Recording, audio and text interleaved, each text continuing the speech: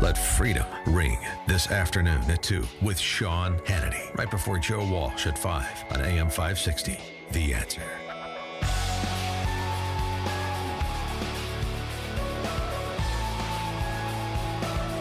Donald Trump labeled the mainstream media fake news during the 2016 election. Journalist James O'Keefe created Project Veritas to expose media falsehoods, going where traditional journalists fear to tread.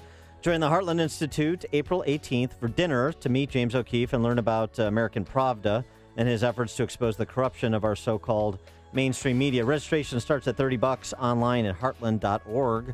Today, we're giving away a pair of tickets to hear James O'Keefe at the Heartland Institute on April 18th to the, what number caller? Caller number 12. Caller number 12 to 312-733-6993. 312-733-6993, and caller number 12 gets 2 tickets for James O'Keefe at the Cotillion in Palatine next Wednesday, April 18th, to hear what O'Keefe has to say, get a copy of his new book, and all that jazz. All right. Well, we've had an eventful day. The race is on to replace Paul Ryan as Speaker, as it were. We had Steve Moore maybe break a little bit of news, or at least offer an insight that you're not going to get anywhere else, which is where Paul Ryan is going to go, possibly. American Enterprise Institute. Since Arthur Brooks is retiring, that would seem to be a nice fit for a policy wonk like Paul Ryan, a conservative reform-oriented policy wonk at that. So we'll see how that plays out and what the jockeying is like. Who in the Republican caucus wants the speakership going into the midterms? That's a whole other question. And we'll start there with our friend Andrew Klavan, famed Hollywood screenwriter and author. His latest book is The Great Good Thing, A Secular Jew Comes to Faith in Christ. Andrew, thanks for being with us again. Appreciate it. It's always a pleasure. Surprised at all by the announcement from Paul Ryan? Not surprised, no. I mean, I'm kind of a Ryan fan. I feel he's been mistreated by many on the right. He was clearly out of his element. He never wanted this job. But he did a really courageous thing in at least trying to dial back the entitlements that are really our biggest budget problem. They're always called the third rail of politics because you step on them, you die. He stepped on them, and he survived for a while, and I just thought he was mistreated by people on the right. He didn't want this job, and he's not very good at it. He's had a very hard, it's wrangling cats, and he's had a hard time doing it. But in terms of a voice for one of the most important issues that people don't care about, which is entitlement reform, he has been consistently courageous and outspoken and intelligent in his responses, and I do not know if there will be a voice for that after he's gone. One of the most important issues that people don't care about. I love it. Love it. Yeah, and he did get, help get the tax plan passed, and he's been working years on that. So that's a huge accomplishment. Yeah. And this is a thing. I always thought the biggest drawback to Donald Trump's election was his promise that he wasn't going to touch Social Security, he wasn't going to touch Medicare, and these are programs that were made in the 1940s when people lived to be 63 on average, and they kicked in at 65, and so they weren't as expensive as they're going to be in the future. People have this idea that there's some kind of lockbox full of money that they pay out of, but it's not true. It's just a system by which the young support the old.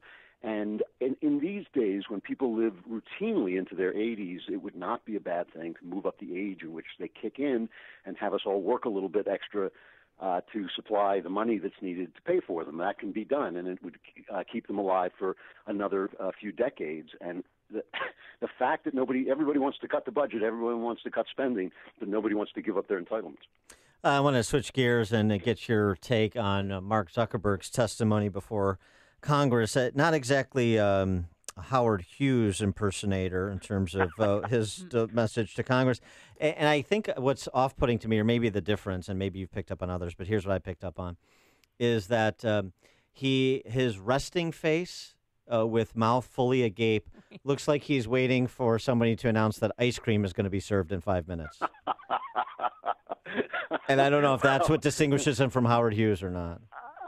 I have to say, I just find this entire thing a scam in a lot of ways. When Barack Obama culled the information of millions of Facebook users, the news was all about what a genius he was because this youthful, vibrant new president knew how to use Facebook. when Facebook seems to have played a tiny role in the election of Donald Trump, suddenly it's a national disgrace and a crime. And I think that all this is about is to continue to silence conservative voices. Google is doing it, YouTube, which is also Google, is doing it. Twitter is shadow banning conservatives. Facebook is putting forward things that make it much harder for conservatives to be heard. And all this is the continued steamrolling of a bureaucratic state that doesn't want people who believe that they should be cut back, basically. And as for Zuckerberg himself, he has been doing this, I'm so sorry, we really have to change routine, since Facebook began. I mean, this is what he does. He apologizes and then goes on culling information, and that's what he's going to continue to do. And so all of this seems to me to be kabuki. What I really think the issue is that some billionaires with conservative leanings should start to build our own social media so that we no longer are dependent on people who hate us. Yeah, what can we great call point. Facebook right? There may be a trademark issue there. Yeah, we'll have to come up with something other than Facebook. But I mean, we're not Chinese. Well, the highlight of the day was definitely when Senator Cruz talked about his political bias and how they initially shut down the Chick-fil-A Appreciation Day page and shut down posts from Fox News reporters and then Diamond and Silk. They just banned a German professor who said that Islam is not part of Germany, which is something that a large majority of Germans agree with. You can disagree with him or agree with him, but he should be able to speak his piece. He's not slinging slurs at people. He's putting forward an historical opinion. I just think that this idea that somehow fake news and hate speech are both code words for silencing the right.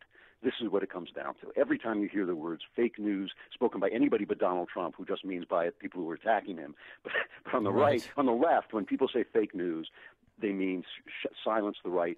When they say hate speech, they mean silence the right. And every time they do this, the right just sits there blinking like lizards, like they don't understand that people are coming to try and kill and eat them. And I think that we really need to defend ourselves against this because it is an attempt to censor the voices that got Donald Trump elected. Well, and you've been perhaps the most consistently outspoken on this topic, challenging conservatives to build your own castles. And that's exactly what we have to do. We build our own outlets, rely on outlets that are antagonistic to our views and values, and then cry about it when we get marginalized by them. It's amazing. I do not understand how the right can be so blind about this. The only thing I can think is that we really are dealing with large swaths of our political class who are perfectly content to have things go along the way they are. They're the elite, and this process serves the elite, and that the real conservative voices just don't have the power to get this stuff done. The real conservative voices tend to be in think tanks and, in smaller magazines, and maybe that's why nobody is responding. Well, and just on that point, you had the March for Our Lives, anti-gun march on D.C. The other weekend. And today, just in a little over an hour, our time here, at 10 o'clock, you have a pro-life walkout at schools. 200 high schools, pro-life students are walking out and challenging the standards by which school officials will allow students to walk out to express themselves politically or on policy issues. So it's kind of interesting. At least you have some activism challenging the exceptions that are made by the left for the left. To me, it's fascinating.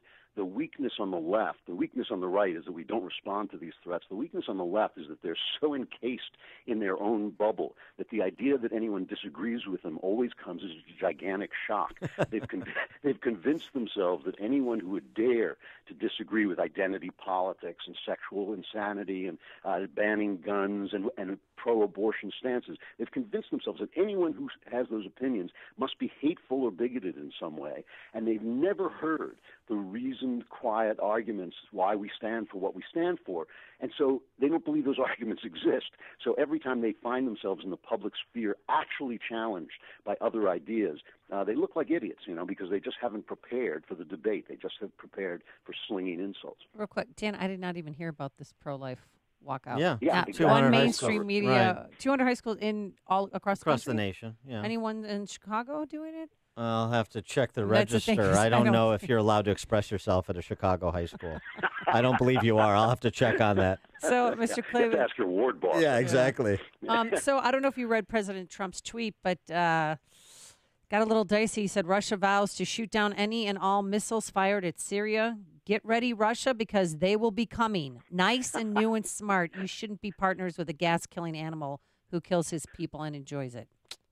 Well, it's nice to hear Donald Trump finally figuring out exactly who Vladimir Putin is, because the guy is a murderous thug. There's no question about it.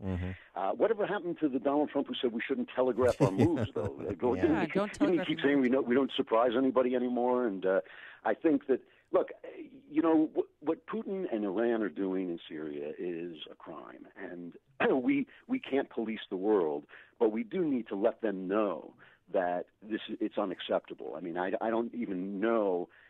In the past, John Bolton has been very kind of reticent to do these isolated missile strikes that have no follow-up. I mean, we did this a year ago, and it didn't stop them from using chemical weapons again. But I would like to see a new, we're moving into a period of great danger around the world, just as people have actually figured out that democracy and free market capitalism solve a lot of people's problems and solve poverty and make people happier. Just as we're finding that out, a lot of authoritarian leaders, Putin in Iran and in China, are rising up around the world, I think, to counter the movement of globalism, of taking people's countries away and this government by expert that they thought they were going to impose on all of us. And it needs a response. I mean, we need to stand for something. This country needs to stand for something, whether we're Democrats or Republicans. We really need to stand for the rule of law, whether it's at the border or anywhere else. We need to stand for the rule of law, and we need to stand for people's governance so that people can govern themselves. And I think that our elites have really dropped the ball on this, and they were so busy forming their government of old wise men that they forgot that we want to be free. We want to make our own choices. And that is what's giving credence to guys like Putin. I mean, Putin gets a lot of admiration around the world for his strong leadership when he's really just a gangster, Yeah, right. And I think that I'm glad to see Donald Trump finally, lashing out at him because he deserves it. Absolutely. Andrew Klavan, screenwriter, celebrated screenwriter, True Crime, for example, the Eastwood film, also author, essayist, and his latest book, The Great Good Thing, A Secular Jew Comes to Faith in Christ. Andrew, thanks again for joining us. Appreciate it. I enjoyed it. Thanks. And he joined us on our turnkey.pro answer line. You've made the